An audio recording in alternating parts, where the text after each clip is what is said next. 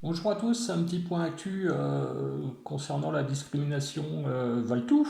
Donc, suite au décret du 25 juin, bon bah ça y est, les agences elles commencent à parler de restructurer. Certaines agences de grandes marques commencent à réduire l'effectif, euh, fin des CDD, etc.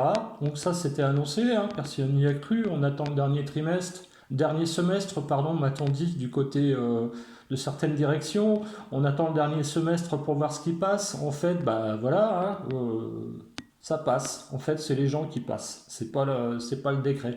Donc j'invite l'ensemble des salariés à prendre conscience que ce décret-là en intérim, qui est pour les soignants, médico-sociaux, personnels sociaux, demain peut être sur l'ensemble des contrats de travail intérim, voilà, sur toutes les branches. J'invite également les salariés des structures à réagir, puisque certains étaient contents, d'autres moins, suivant la qualité du professionnel qu'ils avaient en intérim. Demain, il n'y aura plus d'intérim, ou des jeunes qui ont le droit. Alors, sans diplôme, vous avez le droit d'être un salarié intérimaire, mais dès que vous avez ce fameux diplôme, bah, vous n'avez plus le droit de faire de l'intérim. C'est franchement, on marche sur la tête. Donc les salariés, les structures qui accueillent des salariés, des ex-salariés intérimaires, demain vous allez avoir des gens faisant fonction, puisque pour des tarifs, le but c'est encore et toujours de baisser la masse salariale et le coût.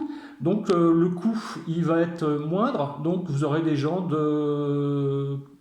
qui n'ont pas le choix, des gens qui sont blasés, des gens qui ne sont pas formés, des gens qui ne sont pas diplômés. Et bah, va falloir que vous fassiez avec. Donc j'invite tout le monde à réagir et à donner la somme qu'ils peuvent pour les personnes qui le peuvent, bien sûr. Nous allons tous être impactés. Là, à mon avis, c'est un test sur la santé avec un grand S, donc ça comprend tout. Et demain, eh ben, ça peut être n'importe quel emploi. Je rappelle que la fonction publique hospitalière a été chercher un texte qui était dans la fonction publique d'État pour la vacation. Alors, la vacation, vous êtes payé telle somme. Pour une aide-soignante, j'ai vu un truc à 14 euros brut. 14 euros brut, et puis c'est tout, sauf les URSAF. Donc aucune prime, aucune ancienneté, aucun frais de déplacement, rien du tout, pas de prime panier, rien.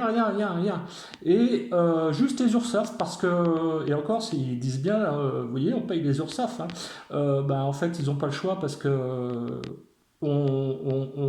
l'État, il doit, franchement, il doit être payé. Voilà. Donc, par contre, les salariés, c'est moins le cas. Merci à tous et réagissez, franchement, réagissez.